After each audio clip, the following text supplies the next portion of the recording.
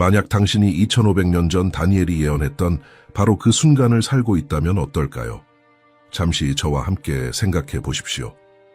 대부분의 사람들이 평범하게 일상을 살아가는 동안 6가지 구체적인 예언적 징조들이 인류 역사상 처음으로 동시에 일어나고 있습니다. 억지로 끼워 맞춘 해석이나 모호한 상징주의가 아닙니다.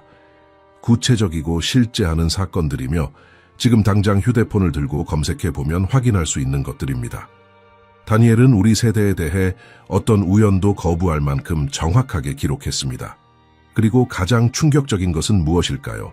이 징조들 각각이 같은 결론을 가리키고 있다는 것입니다. 시간이 우리가 상상하는 것보다 훨씬 빠르게 다가오고 있습니다.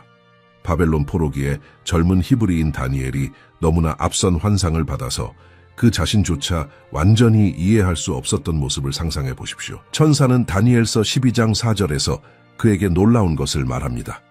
마지막 날들의 지식이 전례 없는 방식으로 증가할 것이라고 말입니다. 수세기 동안 이 예언은 멀게만 느껴졌고 거의 상상하기 불가능해 보였습니다. 그러나 모든 것을 바꾼 어떤 일이 일어났습니다. 이 놀라운 대조를 저와 함께 생각해 보십시오. 문명의 시작부터 1900년까지 인류의 지식이 2배가 되는데 약 100년이 걸렸습니다. 느리고 점진적인 진보였으며 한 세대 안에서는 거의 감지할 수 없을 정도였습니다.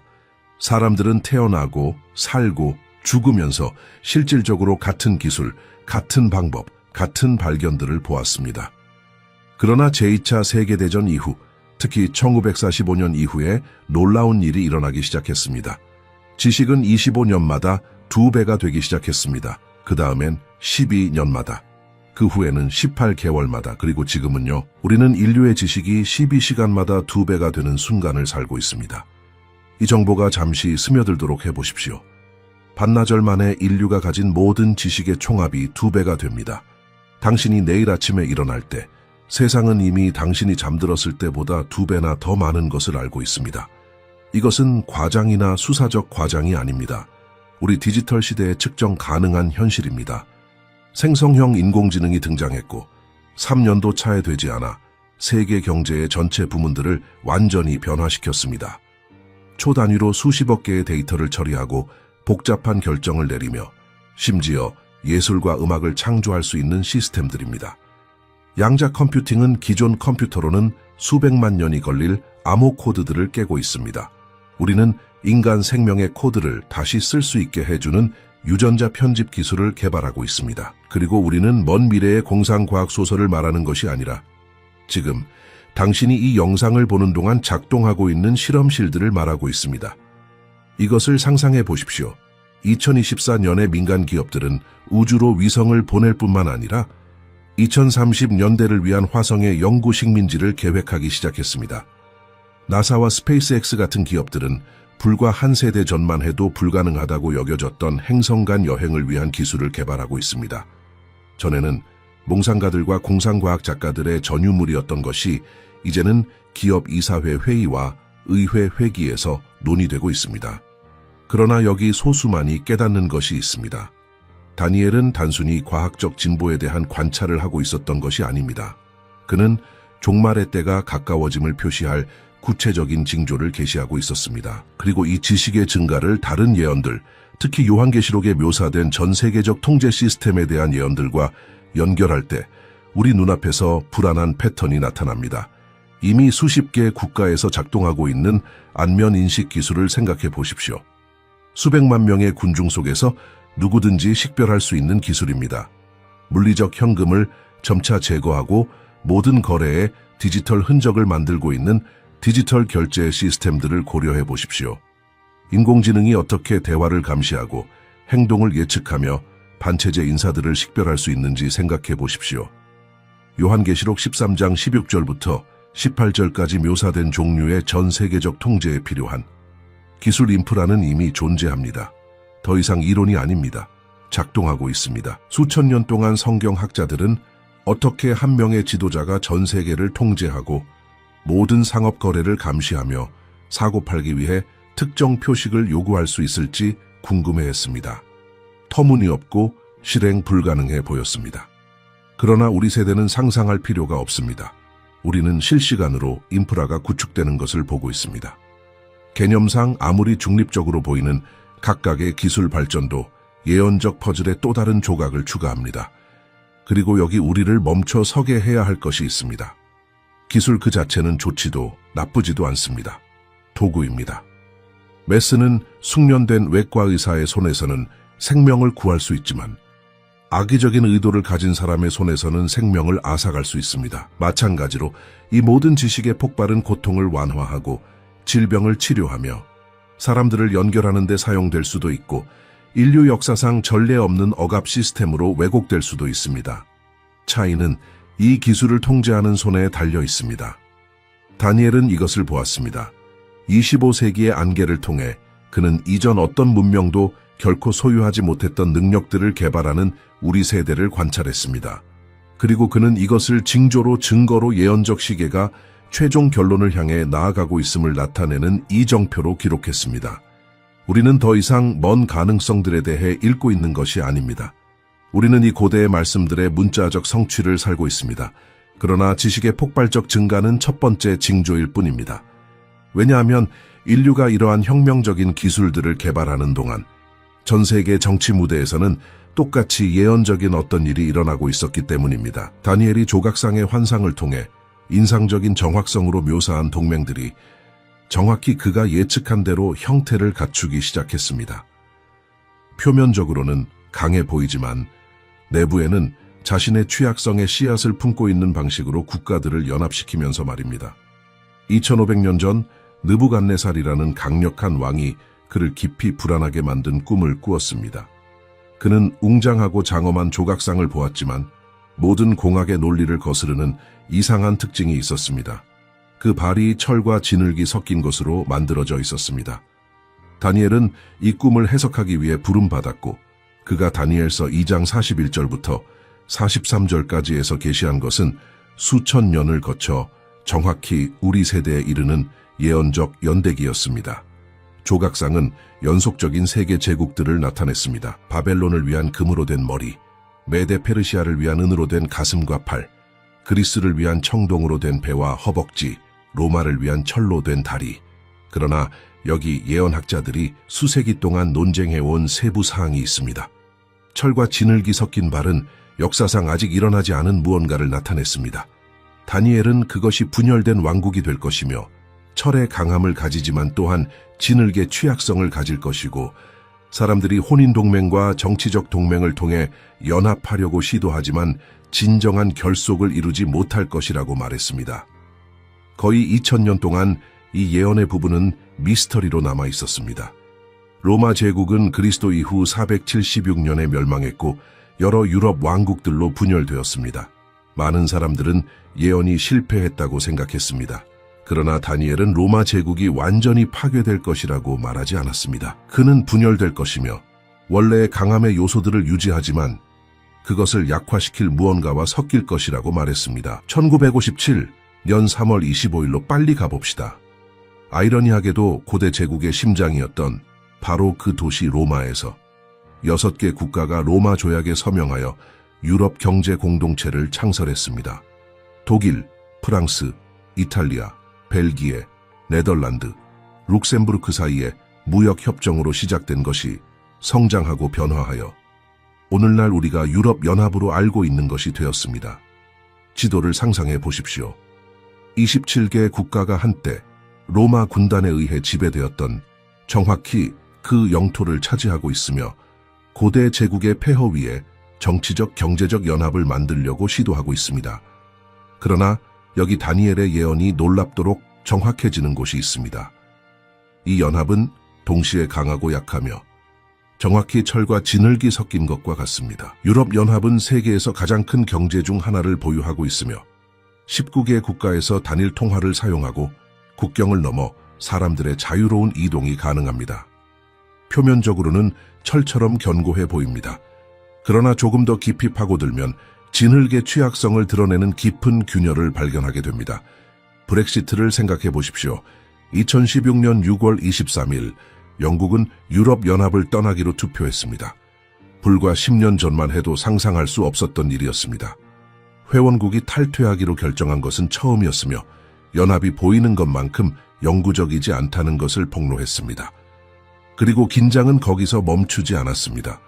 그리스 부채 위기는 유로화를 거의 파괴할 뻔했습니다. 폴란드와 헝가리 같은 국가들은 국가 주권자의 중앙 권위에 대해 브뤼셀과 끊임없이 충돌합니다. 동맹의 강력한 핵심이어야 할 프랑스와 독일은 근본적인 정책들에 대해 자주 의견이 일치하지 않습니다. 문화적 차이는 여전히 깊습니다. 그리스 시민과 독일 시민은 유럽 연합 여권을 소지할 수 있지만 그들의 역사, 언어, 가치관, 경제적 우선순위는 근본적으로 다릅니다. 그들은 조약과 규정에 의해 브뤼셀과 스트라스부르의 관료 구조에 의해 연합되어 있지만 진정한 통일된 유럽 정체성은 존재하지 않습니다. 철과 진흙이 섞이려고 시도하지만 각각의 본성을 유지하고 있는 것입니다.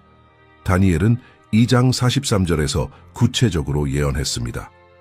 네가 철과 진흙이 섞인 것을 본 것과 같이 그들이 혼인으로 서로 섞일 것이나 철이 진흙과 섞이지 아니함 같이 그들이 서로 연합하지 못하리라. 그리고 현실을 관찰해 보십시오. 유럽 왕실 가문들은 수세기 동안 통일을 만들려고 서로 결혼했습니다. 유럽 정치인들은 끝없는 협정들을 협상합니다. 그러나 연합은 취약한 채로 남아있으며 국가들을 반대 방향으로 끌어당기는 원심력에 의해 끊임없이 위협받고 있습니다. 그리고 여기 이것을 예언적으로 의미 있게 만드는 것이 있습니다. 이 불안정한 동맹 구조는 다음에 올 것을 위한 완벽한 무대를 만듭니다. 혼란이 있을 때, 정치 시스템이 위기에 처했을 때, 사람들이 경제적으로 불안하고 문화적으로 위협받는다고 느낄 때, 그들은 질서와 위대함을 회복할 것을 약속하는 강력한 지도자를 외칩니다. 인류 역사는 우리에게 이것을 반복적으로 가르쳐 줍니다. 그리고 성경은 정확히 이런 유형의 지도자가 이 지역에서, 이 부활한 로마 제국에서 마지막 날들에 나타날 것이라고 우리에게 말합니다. 요한계시록 17장은 이 지도자가 신명의 왕이나 왕국의 연합에서 나타나는 것을 묘사합니다. 그는 카리스마가 있고 지적이며 인류를 괴롭히는 모든 문제에 대한 해결책을 가진 것처럼 보일 것입니다. 그리고 그의 세계 정부를 위한 인프라는 이미 오늘날 우리가 보는 이러한 불안정한 동맹들을 통해 구축되고 있습니다. 유럽연합은 모든 결함과 취약성에도 불구하고 이 지도자가 전 세계적으로 구현하려고 시도할 것의 소규모 모델입니다. 그러나 다니엘이 절대적으로 명확하게 하고 우리를 희망으로 가득 채워야 하는 세부 사항이 있습니다. 아무리 인상적으로 보이더라도 이 모든 인간 제국들은 일시적입니다. 느부갓네살의 환상에서 인간의 손에 도움 없이 잘려진 돌이 조각상에 발을 치고 그것을 완전히 파괴합니다. 이 돌은 모든 인간 왕국들을 대체할 그리스도의 영원한 왕국을 나타냅니다. 어떤 정치적 동맹도, 어떤 제국도, 어떤 카리스마 있는 지도자도 만왕의 왕이 그분의 통치를 확립하실 때 저항할 수 없습니다. 그러므로 우리가 유럽연합과 다른 세계 동맹들이 강함과 약함 사이에서, 겉보기 통일과 실제 분열 사이에서 흔들리는 것을 관찰할 때 우리는 단지 일반적인 국제정치를 보고 있는 것이 아닙니다. 우리는 25세기 전 바벨론에서 쓰인 말씀들의 정확한 성취를 보고 있습니다. 철과 진흙의 발이 우리 앞에 있고 취약하고 불안정하며 세상을 변화시킬 사건들을 위한 무대를 준비하고 있습니다. 그러나 불안정한 정치 동맹들은 예언적 퍼즐의 한 부분일 뿐입니다. 왜냐하면 이러한 인간 제국들이 형성되고 해체되는 동안 모든 역사적 기준으로 절대적으로 불가능하다고 여겨졌던 어떤 일이 중동에서 일어나려고 하고 있었기 때문입니다. 거의 2000년 동안 세계의 모든 나라로 흩어졌던 한 민족이 조상의 땅으로 돌아오려고 하고 있었습니다. 너무나 있을 법하지 않은 사건이어서 오직 이스라엘의 하나님의 직접적인 개입으로만 설명될 수 있는 사건이었습니다. 1948년 5월 14일 오후 4시 현지 시간으로 다윗 벤구리온이 텔아비브 박물관에서 일어나 이스라엘 국가 독립 선언문을 큰 소리로 낭독했습니다.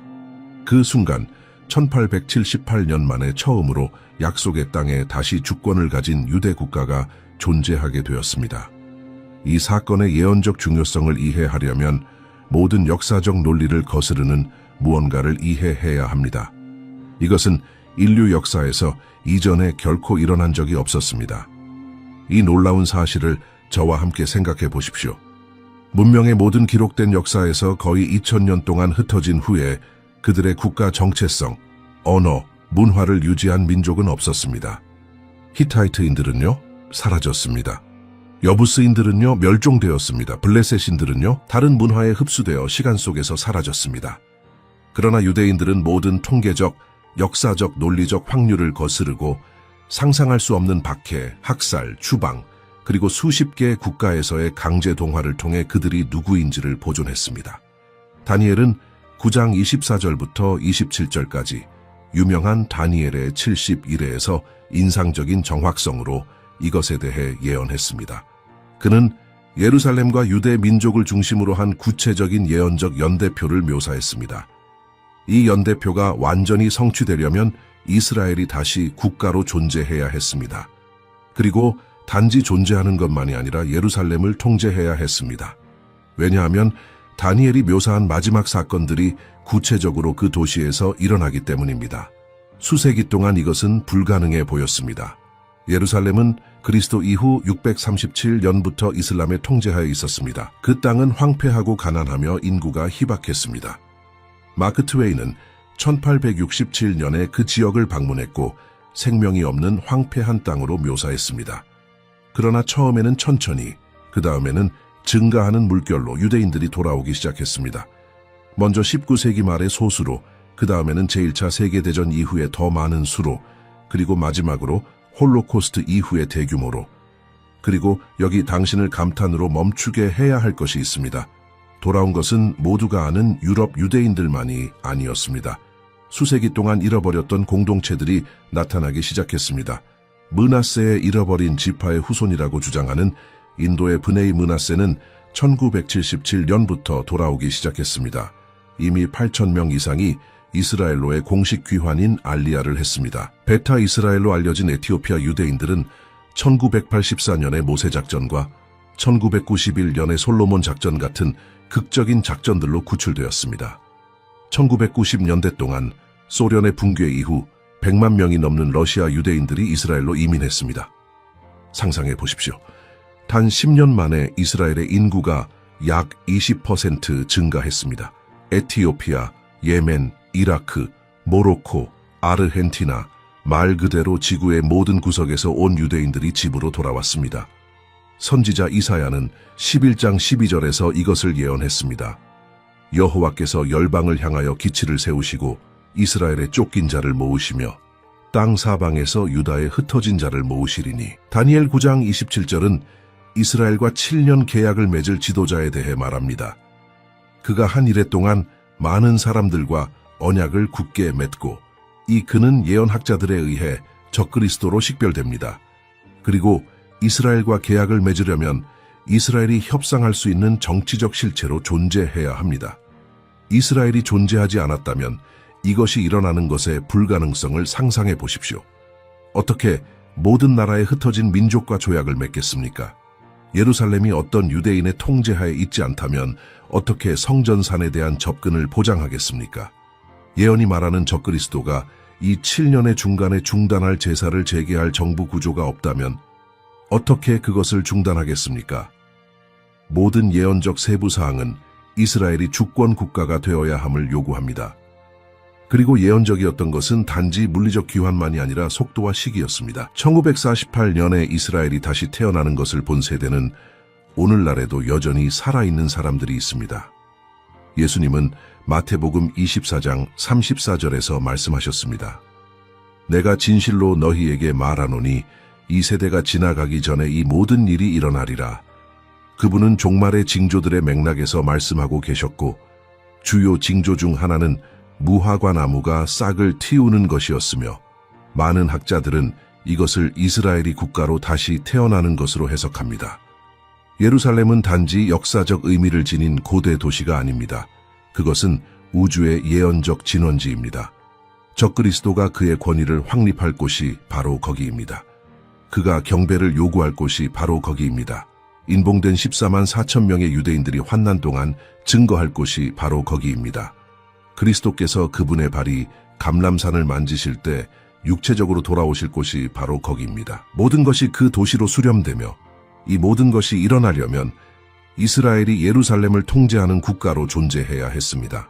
그리고 모든 파괴 시도에 맞서 1948년 이래로 끊임없는 전쟁에도 불구하고 전체 나라들이 이스라엘을 지도에서 쓸어버리겠다고 맹세했음에도 불구하고 작은 국가는 생존했을 뿐만 아니라 번영했습니다. 기술적, 군사적, 경제적 강국이 되었습니다. 1948년에 65만 명의 주민을 가진 황폐한 땅에서 오늘날 900만 명이 넘는 사람들로 성장했습니다. 세계에서 가장 선진적인 경제 중 하나이며 기술 혁신의 중심이고 하나님의 약속에 대한 신실하심으로만 설명될 수 있는 기적입니다. 그러나 이스라엘의 국가로서의 재탄생은 예언적 요소 중 하나만을 제자리에 고정시킵니다. 왜냐하면 다니엘은 유대 민족의 귀환에 대해서만 말하지 않았기 때문입니다. 그는 전례 없는 이동성으로 특징 지어지는 시대에 대해 우리 이전 어떤 세대에게도 이해할 수 없는 방식으로 한 곳에서 다른 곳으로 달려가는 사람들에 대해 말했습니다. 그리고 오늘날의 세계를 붐비는 공항과 가득 찬 도로들과 대규모 이주 경로들을 볼 때 당신은 이 예언도 우리 눈앞에서 성취되고 있음을 깨닫게 됩니다. 다니엘이 12장 4절에서 기록한 흥미로운 구절이 있습니다. 지식의 증가에 대해 예언한 직후입니다. 천사가 그에게 말했습니다. 많은 사람들이 여기저기 빨리 다닐 것이며 지식이 증가하리라. 수세기 동안 성경학자들은 이 구절의 정확한 의미를 논쟁했습니다. 어떤 이들은 그것이 사람들이 성경을 열심히 연구하는 것을 가리킨다라고 생각했습니다. 다른 이들은 그것을 영적 은유로 해석했습니다. 그러나 우리 세대는 추측할 필요가 없습니다. 우리는 20세기 이전에 살았던 누구에게도 이해할 수 없었을 규모로 문자적 성취가 일어나는 것을 봅니다. 이 역사적 대조를 생각해 보십시오. 우리 세계가 얼마나 근본적으로 변했는지를 보여줍니다. 실질적으로 모든 인류 역사 동안 압도적 다수의 사람들은 50km 방역 내에서 태어나고 살고 죽었습니다. 유럽의 중세 농민은 아마도 이웃 마을보다 더 멀리 여행한 적이 없을 것입니다. 고대 중국의 농부는 그의 조상들이 여러 세대 동안 경작했던 바로 그 땅에서 살다가 죽었습니다. 심지어 19세기에도 런던에서 에든버러로 여행하는 것은 평생의 소수만이 하는 며칠의 여정이었습니다. 그러나 혁명적인 일이 일어났습니다. 라이트 형제가 1903년 12월 17일에 처음 비행했습니다. 그 비행은 12초 동안 지속되었고 36m를 덮었습니다. 불과 66년 후인 1969년에 인간은 달에 발을 디뎠습니다. 그리고 오늘날은요? 오늘날 전 세계에서 매일 약 10만 개의 상업 비행이 일어나고 있습니다. 매일 말입니다. 1000만 명이 넘는 사람들이 어느 순간에나 공중에 있으며 몇 시간 안에 대륙과 대양을 가로지릅니다. 이것을 상상해 보십시오. 한 임원이 뉴욕에서 아침 식사를 하고 런던에서 점심을 먹고 두바이에서 저녁을 먹을 수 있습니다. 모두 같은 날의 말입니다. 한 가족이 월요일에 도쿄를 방문하기로 결정하고 수요일에 거기에 있을 수 있습니다. 브라질 학생들은 유럽 대학에서 공부합니다. 필리핀 노동자들은 중동으로 이주합니다. 시리아 난민들은 독일에 도착합니다. 인간의 이동성은 고대 실크로드의 무역로들이 사소한 지역 이동처럼 보이게 만드는 수준에 도달했습니다. 그리고 비행기만이 아닙니다. 중국의 고속 열차들은 시속 350km로 달리며 매년 수십억 명의 승객을 수송합니다. 일본의 신칸센은 인상적인 효율성으로 도시들을 연결합니다. 유럽은 포르투갈에서 폴란드까지 쉽게 여행할 수 있게 해주는 철도망을 개발했습니다. 미국의 주간 고속도로, 브라질의 트란스아마조니카, 독일의 아우토반, 모두 수백만 명의 사람들과 차량의 끊임없는 이동을 촉진하고 있습니다. 숫자들은 너무나 천문학적이어서 이해를 거부합니다. 세계관광기구는 2023년에 최근의 모든 제한과 복잡성에도 불구하고 약 14억 건의 국제 관광객 도착이 있었다고 추정합니다. 우리는 자국 내 국내 여행에 대해 말하는 것이 아닙니다. 단지 여가를 위해 국경을 넘는 사람들에 대해 말하고 있는 것입니다. 이것은 출장 여행, 이주, 분쟁으로 인한 이동을 세지 않은 것입니다. 그러나 여기 이 이동성이 다른 요소들과 예언적으로 연결되는 곳이 있습니다. 사상, 기술, 심지어 복음의 빠른 전파입니다. 사도 바울은 지중해를 여행하며 교회를 세우는데 수년이 걸렸습니다. 오늘날 선교사는 일주일에 3개의 다른 대륙에서 설교할 수 있습니다. 복음은 지구상 거의 모든 나라에 도달했으며 마태복음 24장 14절에서 예수님의 예언을 성취하고 있습니다. 이 천국 복음이 모든 민족에게 증언되기 위하여 온 세상에 전파되리니 그제야 끝이 오리라. 휴대폰을 통한 이동 추적. 현대 이동성의 각 요소는 감시 인프라를 요구하고 만들어냅니다. 그리고 여기 당신이 점들을 연결할 때 불안한 것이 있습니다. 세계적 지도자는 전 세계에서 즉각적으로 소통하고 빠르게 영향력을 행사할 수 있는 능력이 필요할 것입니다. 현대의 이동성은 이것을 가능하게 합니다. 요한계시록에 묘사된 적그리스도는 그의 명령이 지구 끝까지 도달하는데 몇 달이 필요하지 않을 것입니다. 개인 비행기, 위성통신, 고속 인터넷으로 그는 실시간으로 전 세계적 권위를 행사할 수 있을 것입니다. 현대의 대규모 이주도 이 예언의 측면들을 성취합니다.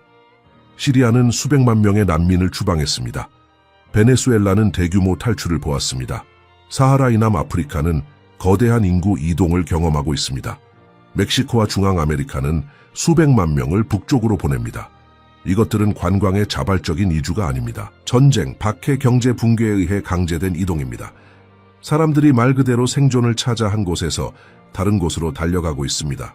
그리고 우리는 현실이 되기 시작한 상업 우주 여행을 무시할 수 없습니다.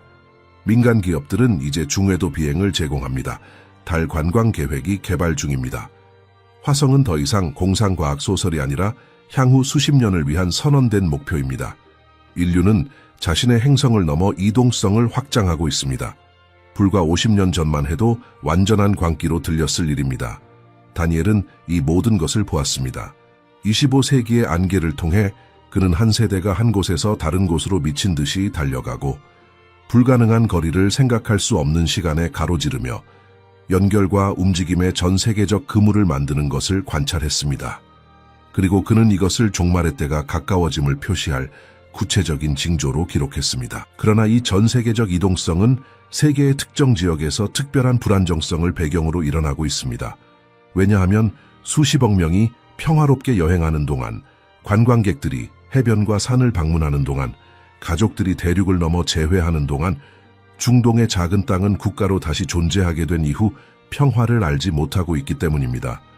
그리고 그 땅에서의 끊임없는 갈등은 역사적 우연이 아니라 정확한 예언의 성취입니다. 역사에 조금이라도 주의를 기울이는 사람이라면 관찰할 수 있는 불안한 패턴이 있습니다. 이스라엘이 1948년 5월 14일에 독립을 선언한 순간부터 그 나라는 완전한 평화의 해를 단 한 번도 알지 못했습니다. 단 한 번도 말입니다.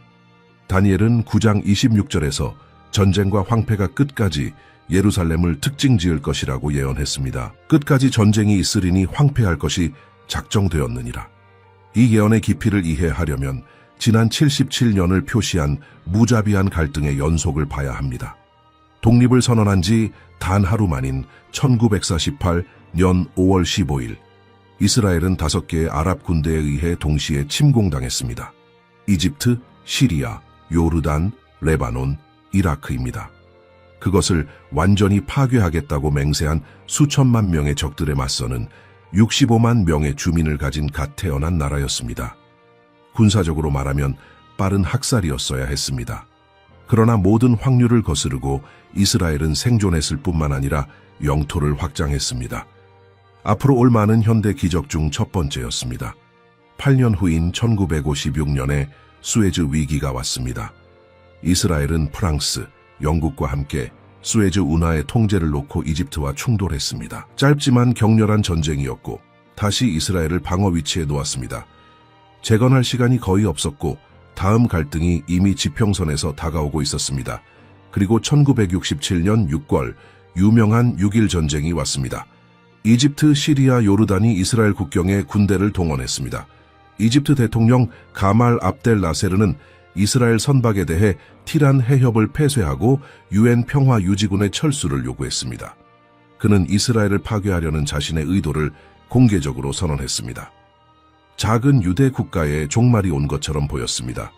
그러나 단 6일 만에 이스라엘은 적의 공군을 파괴하고 시나이 반도, 골란 고원, 서안 지구를 점령했으며 가장 중요하게는 그리스도 이후 70년 이래로 처음으로 예루살렘을 유대인의 통제해 재통일했습니다. 그 순간의 예언적 중요성을 생각해 보십시오. 다니엘이 마지막 사건들의 중심이 될 것이라고 말한 도시 예루살렘이 유대인의 손으로 돌아왔습니다. 제2성전의 마지막 유적인 통곡의 벽이 다시 유대 민족에게 접근 가능하게 되었습니다. 아브라함이 이삭을 바쳤고 이전에 두 성전이 있었던 성전산이 다시 유대인의 주권에 있게 되었습니다. 비록 이스라엘이 즉시 이슬람 당국이 그 장소를 계속 관리하도록 허용했지만 말입니다. 그러나 평화는 오지 않았습니다. 1973년 10월 6일 유대력에서 가장 신성한 날인 욤키푸르에 이집트와 시리아가 조정된 기습 공격을 개시했습니다. 이스라엘은 완전히 준비가 되어 있지 않았습니다. 전쟁의 첫 며칠 동안 나라가 파괴될 것처럼 보였습니다. 시리아 탱크들은 텔아비브에서 80km도 차에 떨어지지 않은 곳에 있었습니다. 이집트군은 수에즈 운하를 건넜습니다. 그러나 다시 기적적으로 이스라엘은 상황을 역전시키고 승리했습니다. 1980년대는 이스라엘이 테러 공격을 개시하기 위해 레바논 남부를 사용하던 팔레스타인 해방기구를 추방하기 위해 침공했을 때 제1차 레바논 전쟁을 가져왔습니다. 2000년까지 지속된 장기적이고 비용이 많이 드는 점령이었습니다. 그리고 2000년에 제2인티파다가 시작되었을 때 거의 끝나지 않았습니다. 4년 동안 1000명 이상의 이스라엘인과 수천 명의 팔레스타인인을 죽인 폭력과 자살 공격의 물결이었습니다. 2006년은 헤즈볼라에 맞선 제2차 레바논 전쟁을 가져왔습니다. 2008, 2012, 2014, 2021년은 하마스에 맞선 가자 지구에서의 반복된 군사작전을 보았습니다. 각 갈등은 수백 명의 사망자, 파괴된 인프라, 공습 사이렌과 방공호로의 질주 속에서 자라는 전체 세대의 어린이들에게 심리적 트라우마를 남겼습니다. 그리고 2023년 10월 7일이 왔습니다. 토요일 아침 하마스는 홀로코스트 이후 이스라엘에 대한 가장 치명적인 공격을 개시했습니다. 하루 만에 1200명 이상이 살해되었습니다. 전체 가족들이 집에서 학살당했습니다. 음악축제가 말살 구역으로 변했습니다. 200명 이상이 납치되어 가자 지구로 끌려갔습니다. 중동의 폭력에 익숙한 관찰자들조차 충격을 받은 수준의 잔혹함과 계획성이었습니다. 이스라엘의 가자 지구에 대한 대응은 대규모였고 계속해서 지역에 영향을 미치고 있습니다. 그러나 여기 당신이 예언적으로 이해해야 할 것이 있습니다. 이 갈등은 진공 상태에 존재하지 않습니다. 레바논의 헤즈볼라는 이스라엘을 겨냥한 15만 개 이상의 미사일을 보유하고 있습니다. 이스라엘의 파괴에 공개적으로 전념하고 있는 이란은 핵무기를 개발하고 있으며 중동 전역의 테러 단체들의 자금을 지원하고 있습니다. 시리아는 내전 이후에도 적대적으로 남아 있습니다. 서한 지구 시나이, 심지어 이라크와 예멘의 무장단체들도 이스라엘을 적으로 선언합니다. 지역 지도를 상상해 보십시오. 이스라엘은 단지 2만 2천 평방킬로미터의 작은 나라이며 수백만 평방킬로미터와 수억 명의 사람들을 합친 국가들로 둘러싸여 있습니다. 순전히 지리적, 인구 통계학적 관점에서 이스라엘은 수십 년 전에 지도에서 지워졌어야 했습니다. 그러나 계속 존재하고 계속 번영하며 훨씬 더 큰 적들과의 갈등에서 계속 승리하고 있습니다. 그리고 여기 우리를 깊이 성찰하게 해야 할 질문이 있습니다. 왜 그렇게 많은 갈등이 그렇게 작은 땅에 집중되어 있을까요? 왜 중요한 천연 자원도 없고 필수적인 상업 중심지도 아니며 명백한 전략적 이점도 제공하지 않는 도시 예루살렘에 대한 이러한 세계적 집착이 있을까요? 답은 오직 영적일 수 있습니다. 사탄은 성경이 말하는 것을 알고 있습니다. 그는 예루살렘이 하나님의 계획에서 중심적이라는 것을 알고 있습니다. 그리고 그는 수천 년 동안 유대 민족에 대한 끊임없는 공격을 통해 그 계획을 좌절시키려고 시도해왔습니다. 다니엘은 이러한 영구적인 전쟁들을 보았습니다. 예수님은 마태복음 24장 6절과 7절에서 확인하셨습니다. 난리와 난리 소문을 듣겠으나 이런 일이 있어야 하되 아직 끝은 아니니라. 민족이 민족을, 나라가 나라를 대적하여 일어나겠고. 그리고 특별히 예루살렘에 대해 누가복음 21장 24절은 말합니다.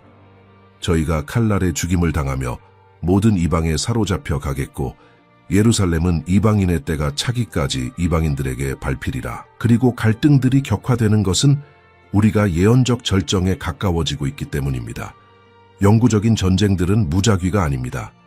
모든 나라들이 예루살렘을 대적하여 모일 요한계시록 16장에 묘사된 최후의 갈등, 아마겟돈 전투를 위한 준비입니다. 그러나 마지막 세부 사항이 있습니다.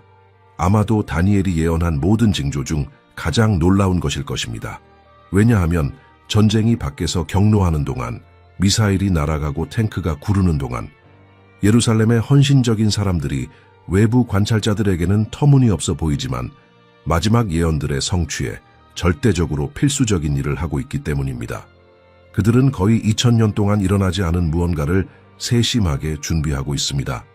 예루살렘 구시가지의 유대인 지구에 있는 눈에 띄지 않는 건물이 있는데 대부분의 관광객들이 알아채지 못하고 지나갑니다. 1987년에 설립된 성전연구소이며 이 벽 안에서 일어나는 일은 예언적으로 너무나 중요해서 모든 성경 학생을 감탄으로 멈추게 해야 합니다. 왜냐하면 이 사람들은 단지 고대 역사를 연구하고 있는 것이 아니기 때문입니다. 그들은 레위기에 묘사된 제사 제도를 회복하는 데 필요한 모든 요소를 체계적으로 재창조하고 있으며 제3성전을 준비하고 있습니다. 다니엘 9장 27절은 그리스도의 재림 이전 마지막 7년에 대한 구체적인 예언을 담고 있습니다. 그가 한 이래 동안 많은 사람들과 더불어 언약을 굳게 정하겠고 그가 그 이래의 절반에 제사와 예물을 금지할 것이며 이제 저와 함께 생각해 보십시오. 적그리스도가 이 7년의 중간에 제사를 중단하려면 그 제사들이 일어나고 있어야 합니다. 그리고 모세의 율법에 따라 제사가 일어나려면 제단이 필요하고 아론의 혈통의 제사장들이 필요하며 출애굽기에 주어진 정확한 지시에 따라 만들어진 특정 기구들이 필요합니다. 2000년 동안 이 중 어느 것도 존재하지 않았습니다. 제2성전은 그리스도 이후 70년에 티투스 휘하의 로마 군단에 의해 파괴되었습니다. 파괴를 목격한 유대 역사가 요세푸스는 로마 병사들이 화재 중에 녹은 금을 찾으면서 돌들이 문자 그대로 서로에게서 떨어져 나간 것을 묘사했습니다. 예수님은 마태복음 24장 2절에서 이것을 정확히 예언하셨습니다. 돌 하나도 돌 위에 남지 않고 다 무너뜨려지리라. 거의 2000년 동안 성전사는 유대인 성전 없이 남아 있었습니다. 그러나 이제 그 파괴 이후 처음으로 필요한 모든 요소들이 세심하게 재창조되고 있습니다. 성전 연구소에 들어가면 출애굽기 25장 31절부터 40절까지의 정확한 사양에 따라 만들어진 7개의 가지가 있는 순금 메노라를 볼 수 있으며 무게는 45kg이 넘고 제작 비용은 300만 달러가 넘었으며 성전이 건축되는 즉시 배치될 준비가 되어 있습니다. 깊은 숨을 들이쉬고 돌아볼 필요가 있습니다. 바벨론에 유배된 젊은 히브리인이 2500년 전에 쓴 6가지 예언적 징조들입니다. 우리 이전의 모든 세대에게 멀고 심지어 불가능해 보였던 6가지 징조들입니다. 그러나 우리 세대는 추측하거나 상상할 필요가 없습니다. 우리는 모든 역사적 패턴을 파괴하며 12시간마다 2배가 되는 지식을 봅니다. 철과 진흙이 섞인 것처럼 정확히 동시에 강하고 약한 정치적 동맹들을 봅니다. 거의 2000년의 정치적 죽음 이후 부활하는 나라의 불가능한 기적을 목격합니다. 비행기, 기차, 대규모 이주 경로를 통해 여기저기 달려가는 수십억 명의 사람들을 관찰합니다. 무관해야 하지만 세계적 헤드라인을 지배하는 작은 땅에서의 영구적인 전쟁들을 따릅니다. 그리고 예루살렘에서 사람들이 문자 그대로 금기구들을 준비하고 2000년 동안 일어나지 않은 제사를 위해 제사장들을 훈련시키고 있다는 것을 발견합니다. 이것은 우연이 아닙니다. 이것은 억지로 끼워 맞춘 해석이 아닙니다. 이것은 지금 바로 우리 눈앞에서 일어나고 있는 문자적이고 측정 가능하며 검증 가능한 예언의 성취입니다. 다니엘은 우리 세대를 보았습니다. 예수님은 우리 세대에 대해 말씀하셨습니다. 바울은 우리 세대를 위해 썼습니다. 그리고 수세기를 통해 울려 퍼지는 질문은 더 이상 이런 일들이 일어날까가 아니라 그것들이 완성될 때 우리는 준비되어 있는가 입니다. 왜냐하면 나타나는 각각의 예언적 징조는 동시에 비상경보이자 은혜의 초대이기 때문입니다. 시간이 다가오고 있지만 아직 시간이 있다고 말씀하시는 하나님입니다. 진정한 회개, 그리스도와의 진정한 관계, 공허한 종교성을 버리고 변화시키는 믿음을 포용할 기회가 아직 있습니다. 징조들은 예언적 호기심을 만족시키거나 신학적 논쟁에서 이기기 위해 존재하지 않습니다. 영적 잠에서 우리를 깨우고 안주에서 우리를 흔들며 이 세상이 우리의 영구적인 집이 아니며 영원을 염두에 두고 살아야 한다는 것을 상기시키기 위해 존재합니다. 마태복음 25장에서 예수님이 명령하신 경계는 신경질적인 편집증이 아니라 활동적인 영적 준비, 등불을 켜고 신랑의 도착을 위해 충분한 기름을 가지고 기다리는 것입니다. 이 영상이 당신 안에서 무언가를 건드렸다면, 무시할 수 없는 질문이나 성찰을 일깨웠다면 이것이 당신의 예언적 발견 여정의 시작이 되게 하십시오. 우리가 살고 있는 시대에 대해 성경에 게시된 신비들을 계속 탐구하려면 이 채널을 팔로우하십시오. 다니엘, 요한계시록, 에스겔, 그리고 마지막 날들에 대한 예수님 자신의 말씀에 더 깊이 빠져드는 성경 예언 전용 재생 목록을 시청하십시오. 각 영상은 오늘 당신이 경험한 것과 같은 배려, 성경에 대한 같은 경외, 진리에 대한 같은 헌신으로 만들어졌습니다. 그리고 아래 댓글에 당신의 성찰을 공유하십시오. 이 징조들 중 어느 것이 당신에게 가장 큰 영향을 미쳤나요? 어떤 질문들이 생겼나요? 이러한 예언적 시대에 대한 이해에서 함께 성장할 수 있는 정직하고 존중하는 대화의 공간을 만들어 봅시다. 예언적 시계는 계속 나아가고 징조들은 계속 나타나며 우리는 역사와 예언이 만나는 순간에 살고 있는 특별한 특권을 가지고 있습니다. 두려움이 아닌 희망으로 살아가기를 바랍니다. 안주가 아닌 경계로, 무지가 아닌 약속대로 돌아오실 그분과의 만남을 준비하는 지식으로 주님께서 당신을 축복하시고 그 영광스러운 날까지 당신을 지키시기를 바랍니다. 마라나타.